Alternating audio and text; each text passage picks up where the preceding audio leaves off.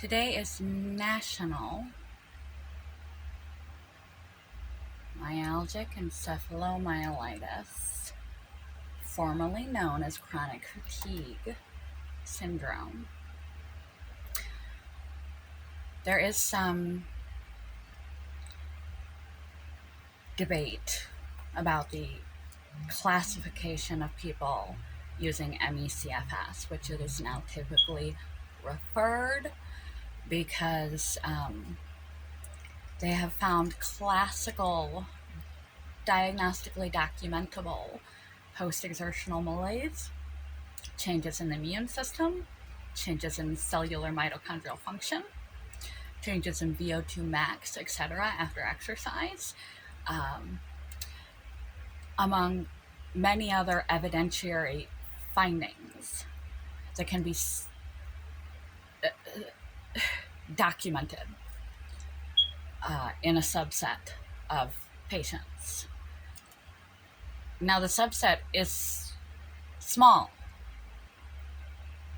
Not that the disease is rare or uncommon. The subset is small because the research is small. Because the disease is taken on all arenas. It's a stigmatized illness. Excuse me. It's not taken seriously. Half the medical professionals that you will run across will inform you that, as one told me, verbatim, that's a shitbag diagnosis. You don't need a doctor, you need a shrink. And I told her I had one, and she said, you need a better one. Needless to say, I never went back to that doctor. But that is the degree to which this illness is stigmatized, and those are among the professionals. This is not a new disorder. This disorder has been documented for hundreds of years in the literature. But when they made the roundtable discussions and came up with a name for it, since the most predominant symptom, the most debilitating symptom, is severe, bone-crushing fatigue. It is not the fatigue of a healthy individual who hasn't slept for a few days. It is not the fatigue of a chronic illness. That one might get me some talk back. But I have RA. I've had RA flares. I have a sleeping disorder, idiopathic hypersomnia, which is like narcolepsy. But instead of being refreshed by sleep, you are unrefreshed by sleep. And you just have a constant, insatiable need to sleep. And I have 2 pain disorders, one of which has me feeling pain constantly.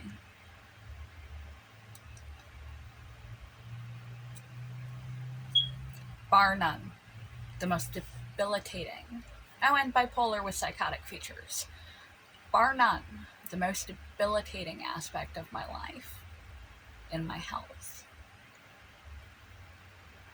is chronic fatigue syndrome. The one that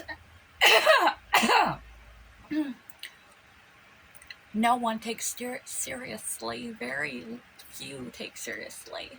I don't want to generalize, but I'm embarrassed and afraid to say it.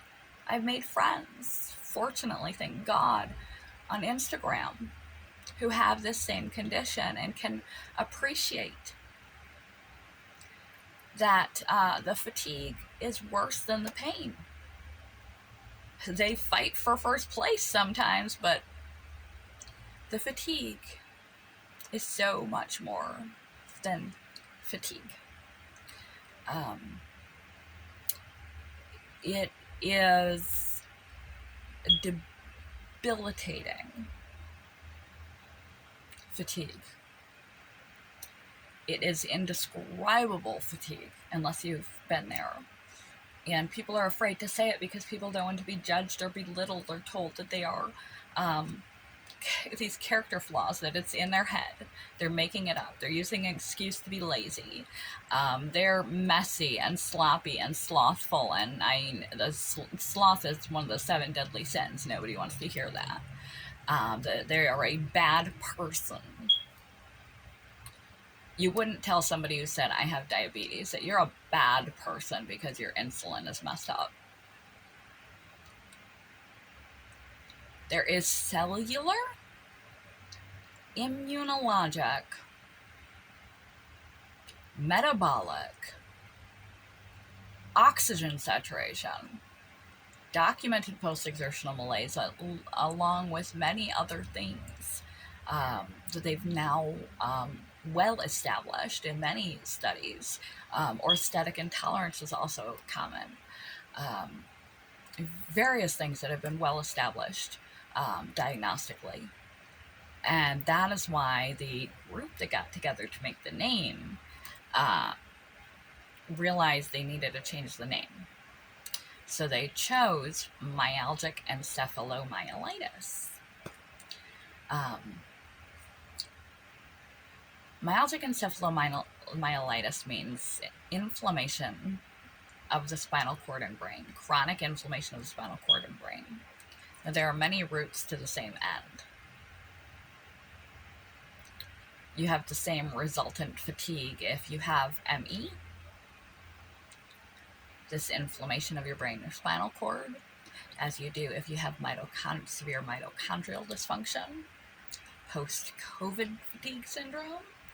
Frequently, it is triggered by a virus. This virus becomes post-viral fatigue syndrome, another well-documented, totally accepted medical condition. And then once it passes 6 months, if you meet several other criteria, and in order to be diagnosed with the most mild form, this is a spectrum disorder, the most mild form of ME/CFS, because they decided they would branch the name so that people would prevent the stigma. It hasn't really worked. Half the clinicians don't even know it's a legitimate medical disorder now, let alone the general public. So people are afraid to share. That's why I share so openly about mine. But people with post-COVID could have scarring of the lungs that causes them to have shortness of breath, vascular issues, scarring of the blood vessels in the body so they're not getting good oxygen and blood flow.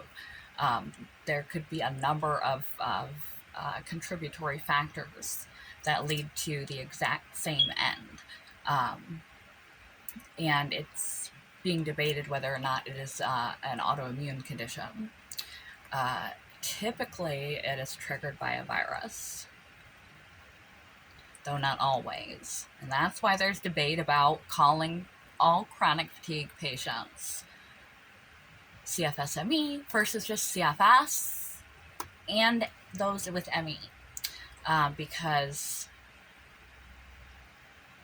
there's the worry that people that just have like depression or other illnesses that make them tired, the stigma that exists, is being lumped in with legitimate chronic fatigue patients, postpartum depression or atypical depression or heart failure or whatever else can make a person exhausted to the bone, through the bone, exhausted. Too exhausted to brush your own teeth. You have to make a decision of whether you're going to change your clothes or brush your teeth. It is like wading through water. It's not sleepiness. It's not overwhelm. It's not stress. It's not exhaustion. It is like you went to bed one night and you could do whatever it is you could do, and then you woke up the very next day and oxygen was suddenly made out of silly putty. And you're trying to wade your way through this heavy substance. Your body cannot lift its own weight. You feel like your veins are filled with cement.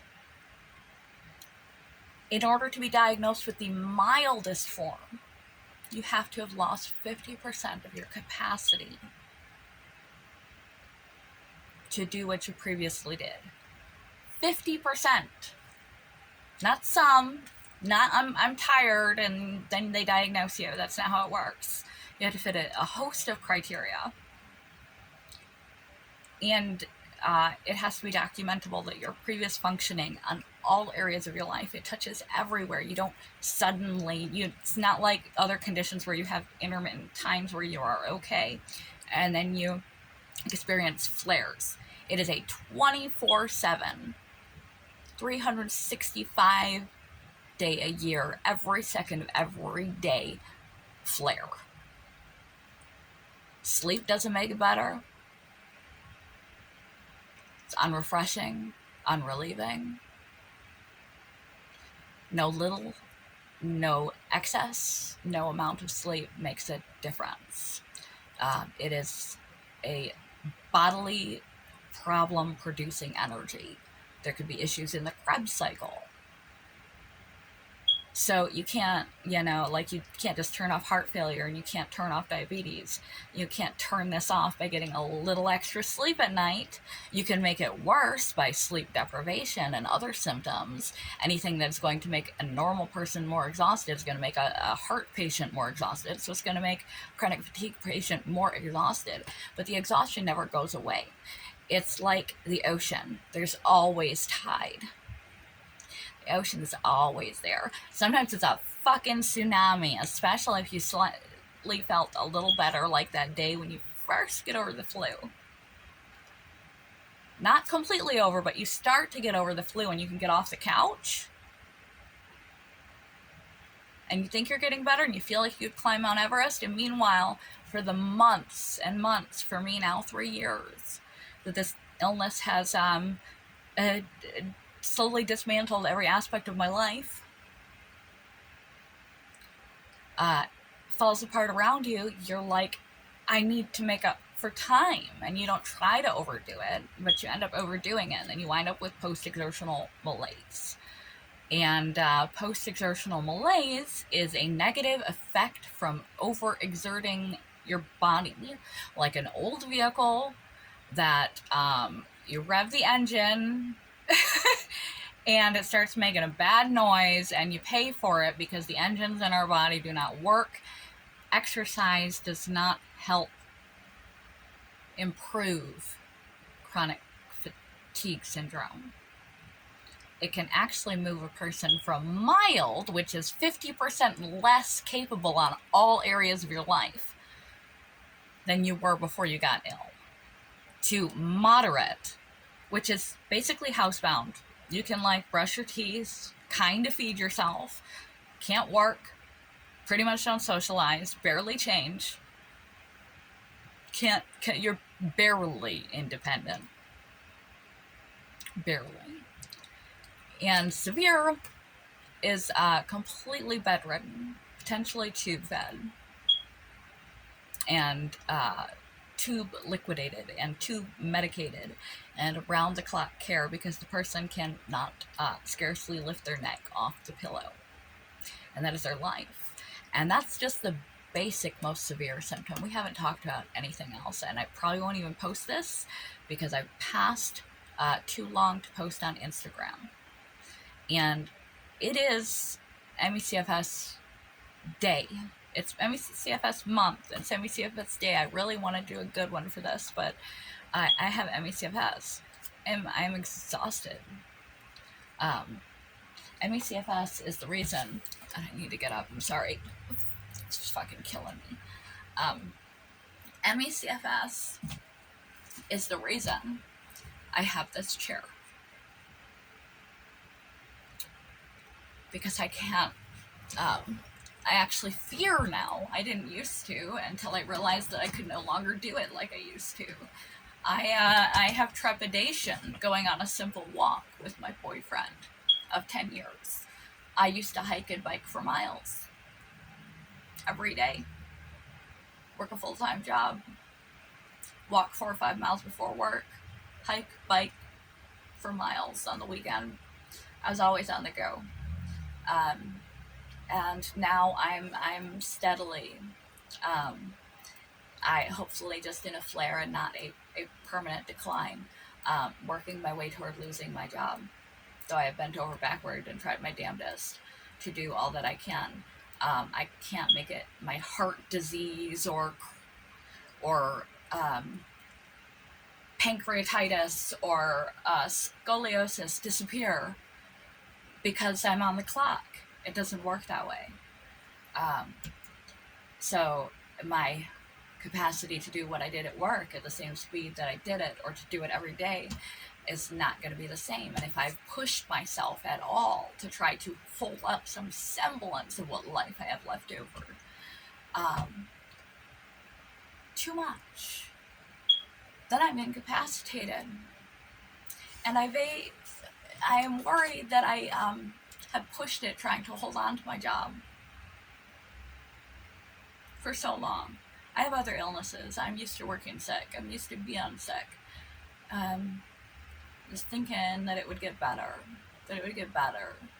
Doing what I should do. Feeling guilty, like I was a bad person.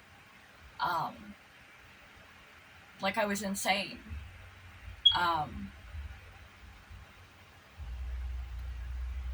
That's why I advocate so much about it on here, because I know there's others out there with this condition that are too scared to say it because there's such stigma in the general population about it. Such misunderstanding. Everyone thinks that they've been there. You haven't been there. Unless you've been in a coma, you haven't been there. But that's why I have this chair, because I can now take longer walks without the fear of my body giving out on me. If it does, I can sit down and he can wheel me back. That is why I bought a double-seated bike that we're going to see if it works, because that was something else we used to do. And I don't want to lose my relationship. I want to be able to provide him some sort of semblance of some of the things. And he can bike and I can hang out in the back like a baby in one of those baby seats. Chronic fatigue is the reason why I'm losing my job. It's not my RA. It's not fibromyalgia. It's not central sensitization syndrome. It's not bipolar disorder. It's not for being a bad employee or not trying. It's chronic fatigue. My attendance, my work speed, and my performance is down. In everywhere, not just at work. There's nothing I can do about it. I manage all the ways that I'm supposed to manage. Even when I can, yoga.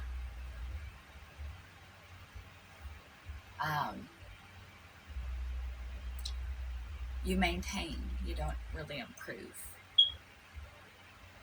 If you're really, really lucky, you improve. If you're really, really, really, really lucky, like lottery lucky, you get better. But this is lifelong. It's a balance. You're balancing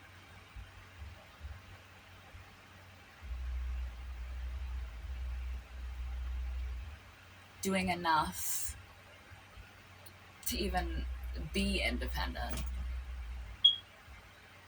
to be able to wash and care for yourself and your household and any relationships you might still actually have after a while. Um, People that may believe you and stick around. You're fortunate if you have those people. A lot of people with chronic fatigue lose those people because of the diagnosis. It's the invisible diagnosis. It's like the um, black sheep of the black sheep. It's that crazy uncle at the family reunion that the family that came out of Jerry Springer doesn't want to hang out with. It's the joke. It's not a joke. Like I said, it completely dominates and destroyed my life.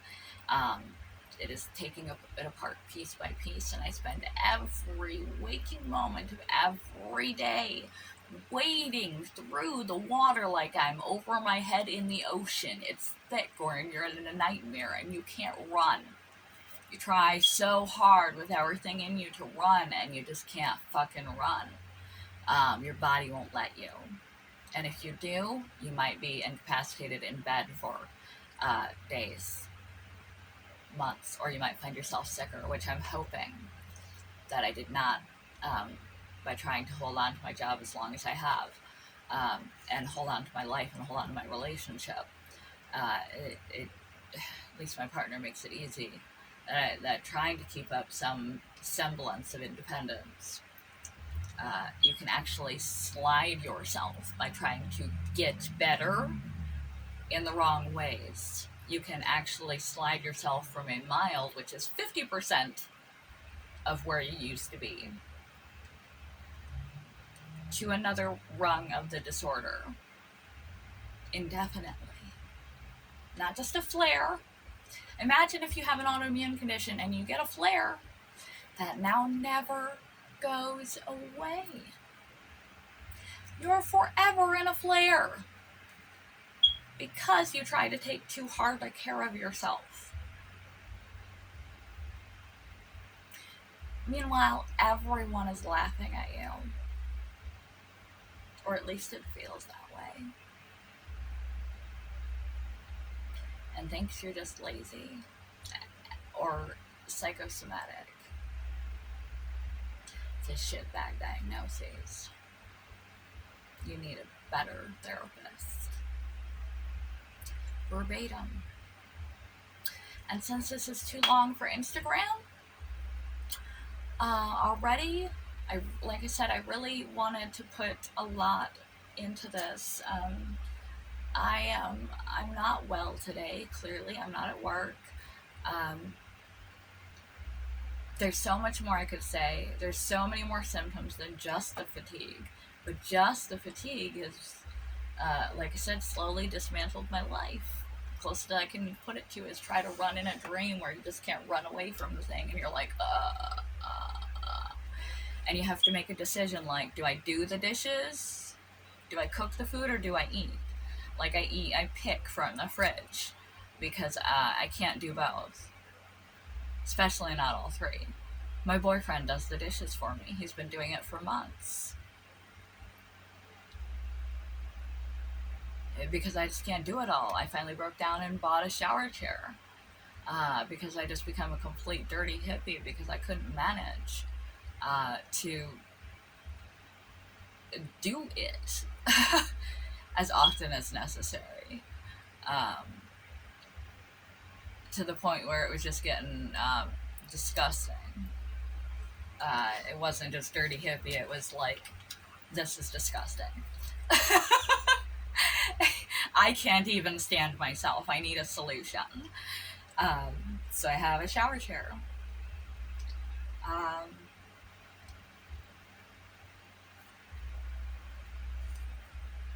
This shirt is from Fearless Apparel. Fearless Apparel on Instagram and on Etsy. They're a shop that makes advocacy clothing. Same that made my other video. I'll do just a nice touch up of my shirt later. But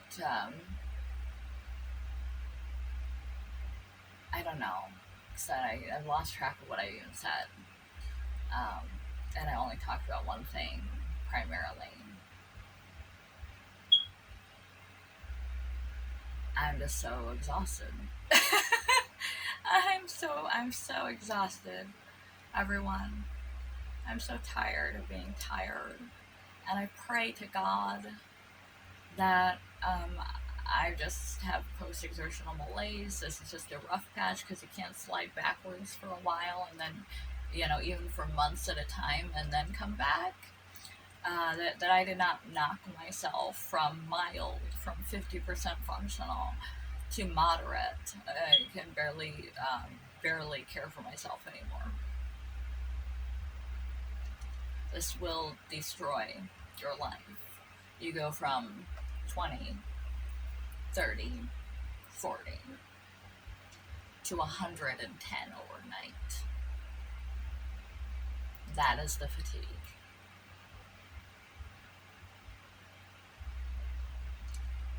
And yeah, that's myalgic encephalomyelitis. That's why I'm on a mission to make it more commonplace, to normalize it, starting with apparel, where you could just Google myalgic encephalomyelitis or chronic fatigue or ME/CFS shirts or bracelets or anything and just find it. Or go to, God forbid, an awareness apparel place and find it. I couldn't find anything. I found something for hereditary hemorrhagic telangiectasia, which is the rare genetic disorder that I have. And they had a shirt for that, but they don't have a shirt for something that's so many. It's not rare. It's not rare. A lot of people have the mild condition, thank God, but it's not rare.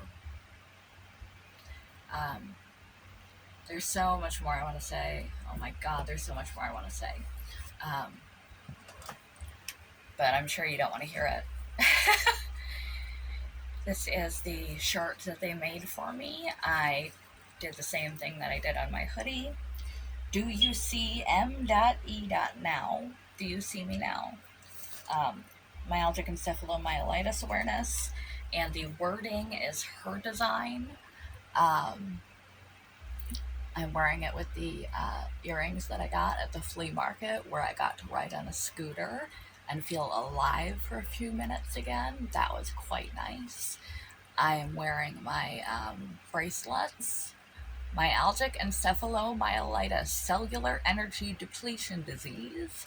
Tried to encapsulate it as quickly as I could into for people that don't know. The point is for people that don't know to become more familiar with it as a condition, so it's less stigmatized. And the people that are afraid to join, at least in the solace of the community that's there to support them, on Instagram openly share their bedbound, homebound stories.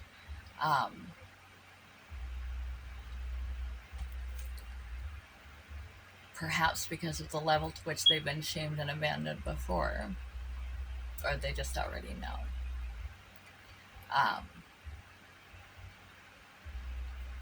With the rest of us, it's not in your head. Like that Nirvana song. Just because you're paranoid don't mean they're not after you. It's not in your head. It's actually in your brain and spinal cord. Myalgic encephalomyelitis, inflammation of the brain and spinal cord. Chronic fatigue syndrome, ME/CFS, all the same thing. Orange also happens to be my favorite color. Clearly eye-catching. And to close us out on this video, because I'm going to have to make something else for Instagram, I'm going to read the Instagram post that I posted a couple of days ago. Had I known that that there was a day for this, I would have waited. It just popped into my head, and so I just let it out. Without energy, You have nothing. To breathe, to bathe, to shed tears, to feel, to hug loved ones, to love, to walk to the pantry and grab some food, place it in your mouth, and chew and swallow and digest it, to blink, to think, to exist. Without energy, you have nothing. With limited energy, you have what little remains of nothing. People severely underestimate myalgic encephalomyelitis chronic fatigue syndrome.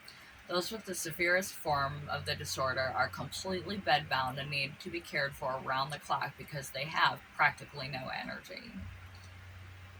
This is one end of a spectrum. In the mildest form of the disease, one must be limited to at least, not at most, at least 50% of their former capabilities in every area of their life. To live, to do, to be, to exist, that they were before they got this. It is not just tired. It is not just worn out. It is not just overwhelmed. It is not just fatigued. It is incapacitated by, at the very least, 50% of your former life. At a bare minimum, 50% of everything you can do that requires energy, which is everything. Thinking, emotions, laying on a couch, not moving, requires energy to keep your organs functioning.